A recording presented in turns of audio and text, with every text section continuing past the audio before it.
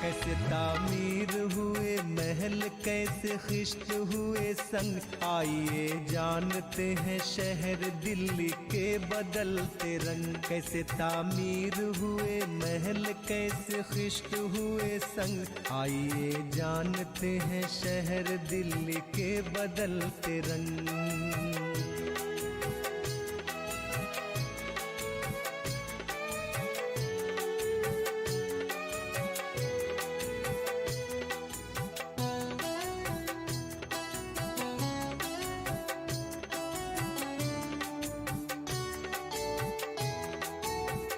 कुछ अपनी तारीखें और कुछ वजूद पर करें नजर, कहाँ से कौन है हम हर हुदूद पर करें नजर। वक्त के साथ साथ कैसे लड़ी वक्त ने है जंग, आइए जानते हैं शहर दिल्ली के बदलते रंग। कैसे तामीर हुए महल, कैसे खिश्त हुए संग, आइए जानते हैं शहर दिल्ली के बदलते रंग।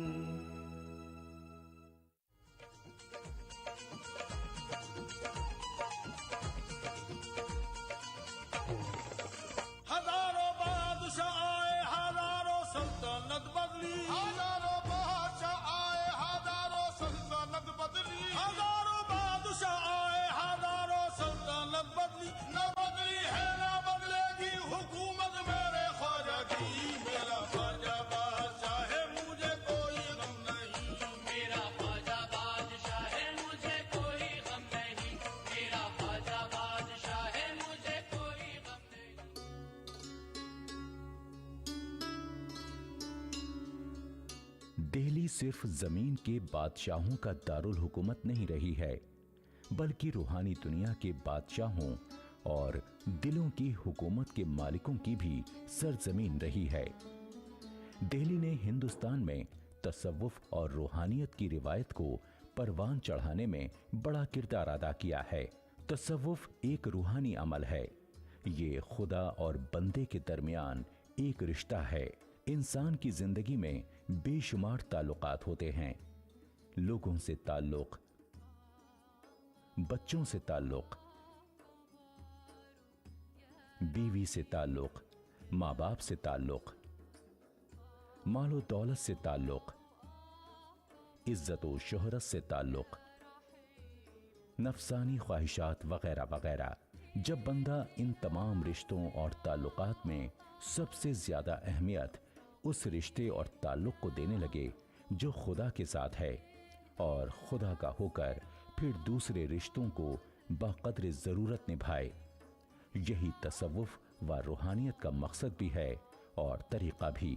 इसलिए तसव्वुफ को तज़किया नफ्स का तरीक़ा भी कहा जाता है और रब्बानी बनने का अमल भी। तसव्वुफ का लफ्ज़ इस्लामी रिवायात में शुरू से नहीं है। गालिबन 9वीं सदी ईस्वी में अबू हाशम कोफी नाम के एक आदमी थे जिनको सबसे पहले सूफी कहा गया। इससे पहले लफ्ज़ तसव्वुफ या सूफी इस्लामी रिवायात में नहीं था। कुरान या हदीस में ये लफ्ज़ नहीं आया है, इसलिए इल्म लुगत के एतबार से इस लफ्ज़ के माने मुतय्यन करना मुश्किल हो रहा है। कुछ लोग कहते हैं कि तसव्वुफ या सूफी सफ़े अव्वल से बना है, क्योंकि इस मजहब के मानने वाले तमाम अच्छे कामों में पहली सफ के अंदर रहते हैं। कुछ कहते हैं कि सफाए बातिन से सूफी बना है, क्योंकि सूफी का दिल और उसका जाहिर साफ होता है, इसीलिए वो सूफी कहलाता है। वहीं कुछ लोग कहते हैं कि सूफ के माने हैं ऊन पहनना। अरब में ऊन पहनना गरीबों और आम आदमी का लिबास माना जाता था, इसलिए सूफिया उन लोगों को कहा गया जिन्होंने दुनिया की शान और शौकत को छोड़ दिया और आम आदमी का लिबास इख्तियार किया। इस तरह के और भी बहुत से कौल हैं। एक बहुत ही दिलचस्प बात यह है कि जब तसव्वुफ की रिवायत शुरू हुई और लोगों ने ऊनी कपड़े पहनने शुरू किए, उस वक्त बहुत से उलमा ने ऊन पहनने की मुखालफत की। हजरत हसन बसरी रहमतुल्लाह अलैह, जो खुद भी बहुत बड़े सूफी थे, उन्होंने अपने एक मुरीद से कहा, मियाँ अगर ऊनी कपड़े पहनने से विलायत मिलती तो भेड़ सबसे बड़ी वली अल्लाह होती, क्योंकि उसके जिस्म पर तो हमेशा ही ऊन रहती है। लेकिन ये लफ्जी बहस है। तसव्वुफ से असल मुराद वो रूहानी कैफियत है जो बंदे की नज़र में एक खुदा के अलावा सारे ताल्लुकात को सानवी बना दे। दीन धर्म कुछ मखसूस रसूम रिवाज और आमाल दासकार का नाम है।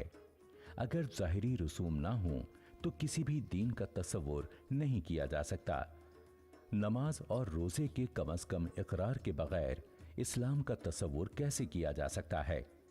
लेकिन किसी भी मजहब में ज़ाहिरी रसूम बाज़ाब्ता मतलूब भी नहीं होती। रस्म ज़रूरी है, लेकिन वो रस्म ज़रूरी है जो हकीकत की आयनादार हो, और साथ ही ये भी याद रखना चाहिए कि ऐसी कोई हकीकत नहीं है जो रस्म से आरी हो। रस्म व हकीकत का ये तालमेल ही दरअसल दीन है। तसव्वुफ का लफ्ज़ अगर कुरान और सुन्नत में ढूंढा जाए तो नहीं मिलेगा, लेकिन तसव्वुफ की हकीकत अपनी पूरी ताबानी के साथ जलवागर नजर आएगी। हदीस जिब्राइल के ये अल्फाज कि आप इस तरह इबादत करें गोया आप खुदा को देख रहे हैं, और अगर आप खुदा को नहीं देख रहे हैं तो वो तो आपको देख रहा है। ये कैफियत जिसको हदीस में एहसान कहा गया है, यही दरअसल तसव्वुफ की हकीकत है, और इसी हकीकत का लफ्जी पैकर तसव्वुफ है। सूफीज़्म ये अरबी ज़बान से हम आया कि जो तसव्वुफ के माने हैं कि जिस खालिक ने, जिस अल्लाह ने, जिस गॉड ने हमें पैदा किया, हम उसको किस तरह पहचानें।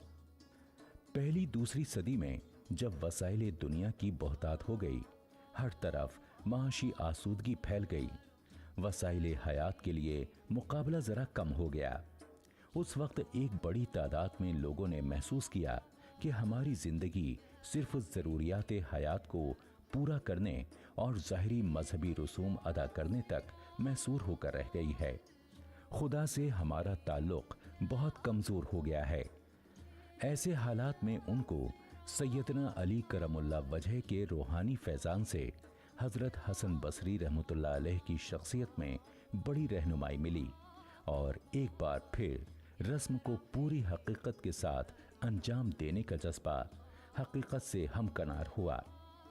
लेकिन इस दफ़ा यह हकीकत बेनाम नहीं थी, बल्कि लफ्ज़ तसव्वुफ के पैकर में मलफूज थी।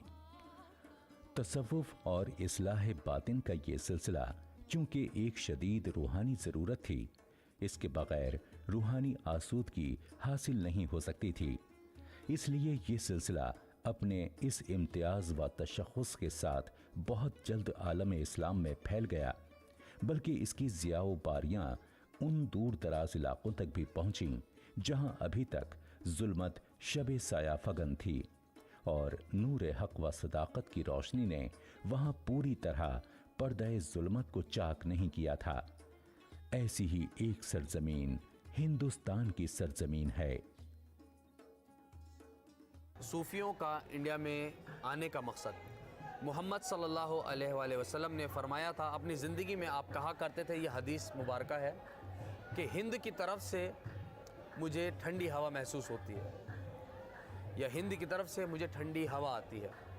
वहीं पे हज़रत अली करमल्लाहु वजहो, जो कज़न थे मोहम्मद मुस्तफ़ा सल्लल्लाहु अलैहि वसल्लम के और वालिद थे इमाम हुसैन के, वो फरमाते हैं कि वो ज़मीन, वो धरती जहाँ पे सबसे पहले इल्म को लिखा गया और जहाँ से इल्म और नॉलेज और विज़डम यानी कि ज्ञान और हिकमत पूरी दुनिया में फैली, वो हिंद है। उसके बाद इमाम हुसैन अलैहिस्सलाम फरमाते हैं, जंग के मैदान में करबला में, ओ इब्ने ज़ियाद, मुझे हिंदुस्तान की तरफ जाने दो, मैं हिंदुस्तान जाकर वहाँ पर दीन की, इस्लाम की खिदमत करूँगा। हिंदुस्तान के लोग बहुत मेहरबान हैं, मेहमान नवाज़ हैं, बहुत अमन पसंद लोग हैं। इन तीनों बातों को अगर आप तसव्वुर करें तो मोहम्मद साहब ख़ुद, हज़रत अली ख़ुद, इमाम हुसैन ख़ुद, तीनों ने यानी अहले बैत अतार तीनों ने हिंदुस्तान आने की ख्वाहिश ज़ाहिर करी। सूफ़ियों ने इसी बात पे अमल करते हुए हिंदुस्तान का रुख लिया और जब आप अरब से चलते हैं हिंदुस्तान की तरफ आते हैं तो बीच में कई मकाम हैं, इराक़ है, कूफा है, नजफ़ है, ईरान, इस्फ़हान, निशापुर, अफ़गानिस्तान, बुखारा, समरकंद, ये होते हुए तसव्वुफ़ जो है सफ़र करते हुए अजमेर और हिंदुस्तान में आया। अजमेर आके बसा और हिंदुस्तान को तसव्वुफ़ से जगमगा दिया, और वही अजमेर की लौ जो है दिल्ली में जलती है। सूफ़ियों ने हिंद को पसंद किया और जो मकबूलियत या जो ख़ास मकाम हिंदुस्तान के सूफ़ियों को हासिल है वो दुनिया में और सूफ़ियों के बनिस्बत बहुत बुलंद और आला है। हिंदुस्तान वो सरजमीन है जिसको अगर दीन धर्म की जमीन कहा जाए तो बेजा ना होगा। यहाँ सदियों से ऋषियों, मुनियों, साधुओं, संतों और मजहबी रहनुमाओं के उपदेश लोगों का मार्गदर्शन करते रहे, और मजहब के नाम पर यहाँ बड़े बड़े इनकलाब भी आए। इसलिए ये सरजमीन मजहब की हकीकत से बेबहरा नहीं थी। अलबत्ता गर्दिशे अय्याम की गर्द पा ने यहाँ की मजहबियत को भी मुतासिर किया था, और मजहब के नाम पर मुख्तलिफ तरह के इस्तिलाहात शुरू हो गए थे। ऐसे माहौल में नूर तसव्वुफ की कंदील लेकर हजरत ख्वाजा मोइनुद्दीन चिश्ती अजमेरी रहमतुल्लाह अलैह सरजमीन हिंद में वारिद हुए, और उस वक्त हिंदुस्तान के सबसे अहम मरकजी मकाम अजमेर में क़याम पजीर हुए। ये उनके कदमों की बरकत थी कि राय पिथौरा का अजमेर अब हमेशा के लिए अजमेर शरीफ हो गया और हमेशा के लिए हजरत ख्वाजा से वाबस्ता हो गया। हजरत ख्वाजा अजमेरी रहमतुल्लाह अलैह से पहले भी सूफिया कराम हिंदुस्तान आने लगे थे, और उन्होंने प्यार व मोहब्बत और दीन धर्म की रिवायत का प्रचार हिंदुस्तान में भी शुरू कर दिया था।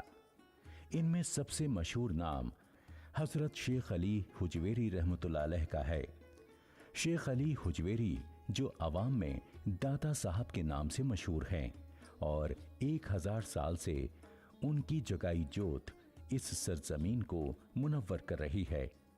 उन्होंने फारसी जबान में तसव्वुफ की पहली किताब तसनीफ की। इनकी किताब कश्फुल महजूब तसव्वुफ की अहम तरीन किताबों में शुमार होती है। दाता साहब के बाद हिंदुस्तान में सबसे मशहूर सूफी हजरत ख्वाजा अजमेरी रहमतुल्लाह अलैह हैं।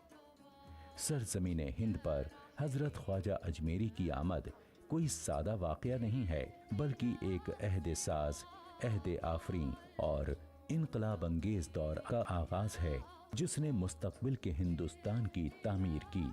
हजरत ख्वाजा रहमतुल्लाह अलैह ने हिंदुस्तान में तसव्वुफ के सिलसिला चिश्तिया की बुनियाद रखी, और यही सिलसिला है जिसने हिंदुस्तान की गंगा जमनी तहजीब की बुनियाद रखी, जिसकी शान में ख्वाजा कुतुबुद्दीन बख्तियार काकी रहमतुल्लाह अलैह, हजरत बाबा फरीदुद्दीन गंज शकर रहमतुल्लाह अलैह, हजरत मखदूम अलाउद्दीन साबिर कलियरी रहमतुल्लाह अलैह, महबूब इलाही हजरत निजामुद्दीन औलिया रहमतुल्लाह अलैह, हजरत शाह नसीरुद्दीन चिराग तहलवी रहमतुल्लाह अलैह,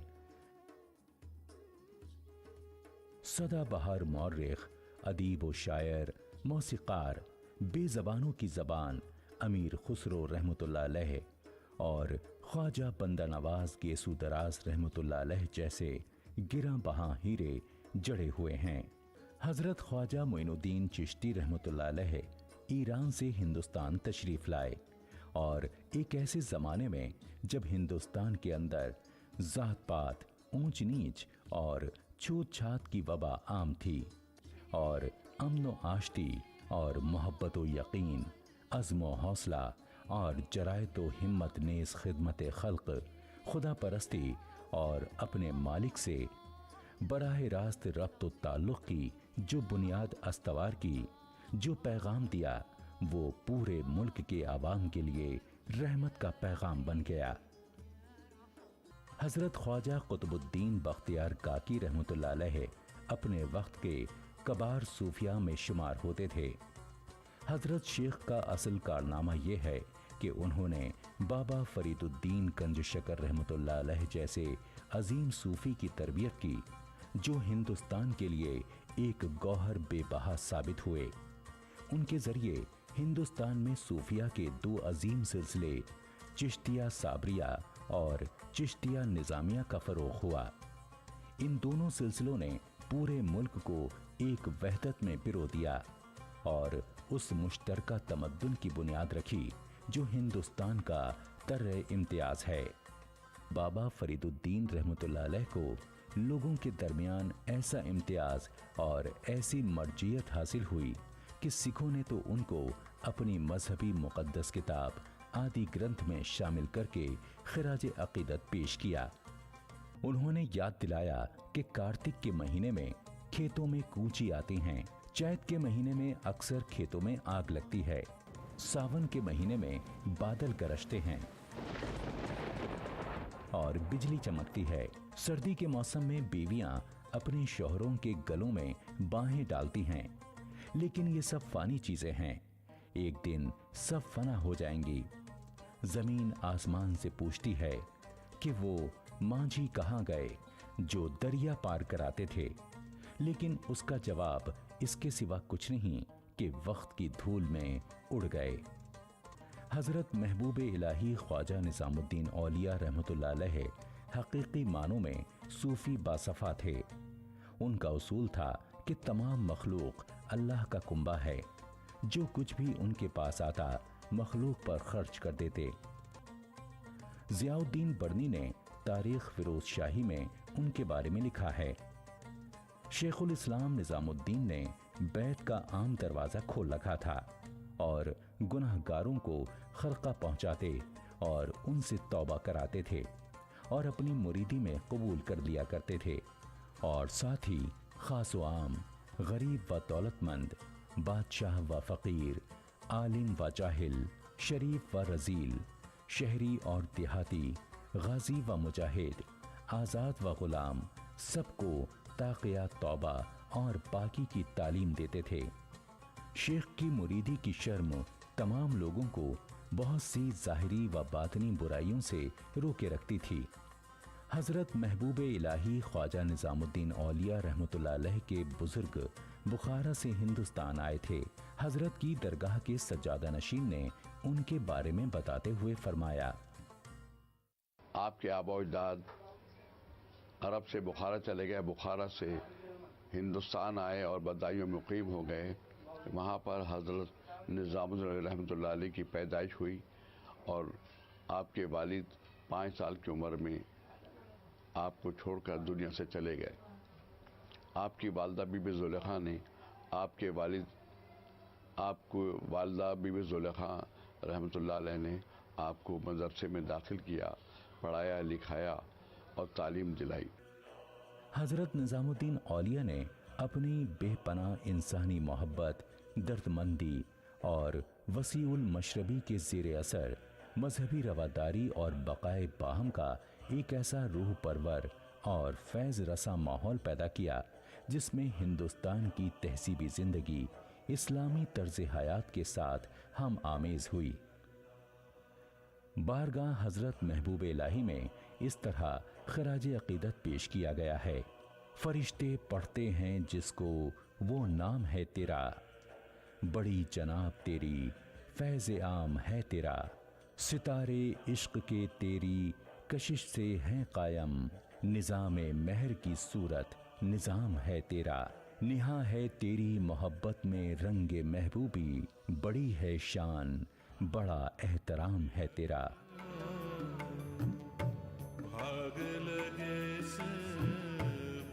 हिंदुस्तान की इज्तिमाई ज़िंदगी पर असरअंदाज होने वाली दिल्ली से वाबस्ता एक दूसरी शख्सियत अमीर खुसरो की है। अमीर खुसरो अपने अहद के ना सिर्फ ये कि शायद सबसे ज़्यादा जामे कमालात शख्स थे, बल्कि ये भी है कि खुसरो ने अहद वस्ता में हिंदुस्तान की निशात सानिया की बुनियाद रखी। अवाम और ख़ास, शहरी और देहाती सबको अपने गीतों, मल्हार, कव्वाली और शायरी के ज़रिए एक डोर में पिरो दिया। उनकी शख्सियत में इल्म, अदब, आर्ट, हिकमत, फ़लसफ़ा और तसव्वुफ़ की इतनी जहतें एक मरकज़ पर जमा हो गई थीं कि बज़ाहिर उनकी ज़ात नाकाबिले यकीन सी महसूस होती है और फिर जब हम ये देखते हैं कि बलबन, खलीजियों और तुगलकों के पुराशूब दौर में अमीर खुसरो शख्सियत के अंदरूनी ज़ब्त व नज़्म की एक जीती जागती मिसाल के तौर पर सामने आते हैं, तो हमारी हैरत कुछ और बढ़ जाती है।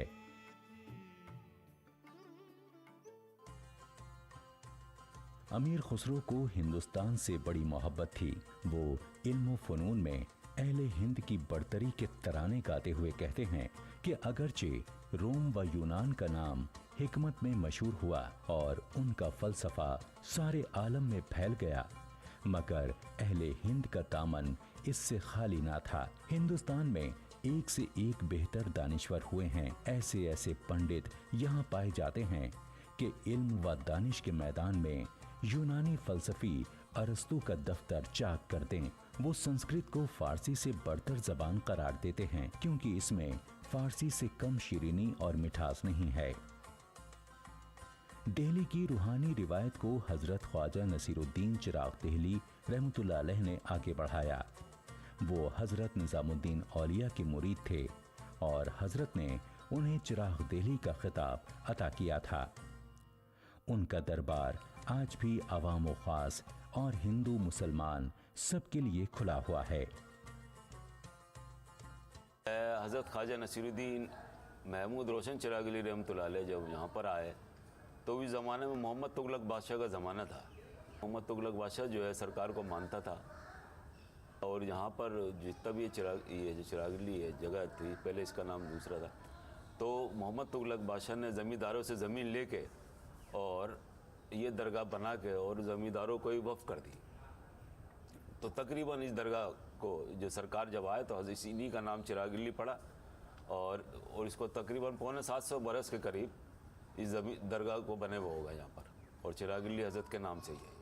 क्या चीज़ सबसे अच्छी है? सबसे अच्छी चीज़ वो है कि इसको इस तरह से मिसाल दी जा सकती है कि एक आदमी अगर किसी औरत की तरफ देख के ये कहे कि तुम सबसे ज़्यादा हसीन हो और मैं तुमसे मोहब्बत करता हूँ, वो औरत ये जवाब देती है मैं अपने पीछे देखो, मुझसे भी ज़्यादा हसीन औरत तुम्हारे पीछे खड़ी है। वो आदमी जब पलट कर देखता है कि वहाँ पे कुछ भी नहीं है, तो वो कहता है कि यहाँ पे तो कुछ भी नहीं है। तो वो औरत कहती है कि फिर तुम्हारा इश्क कहाँ रह गया?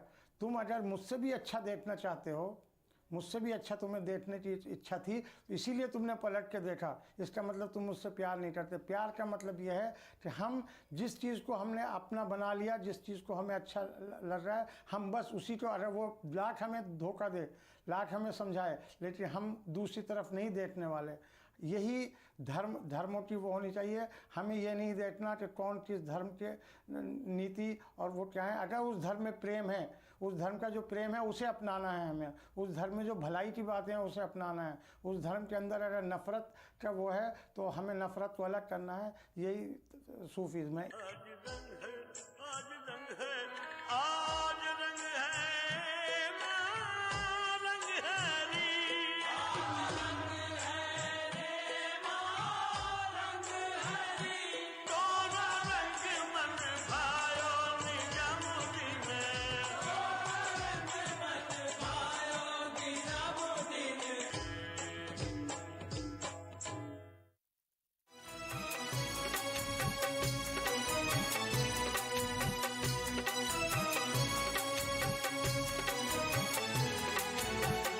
कैसे तामीर हुए महल, कैसे खिश्त हुए संग, आइए जानते हैं शहर दिल्ली के बदलते रंग। कैसे तामीर हुए महल, कैसे खिश्त हुए संग, आइए जानते हैं शहर दिल्ली के बदलते रंग।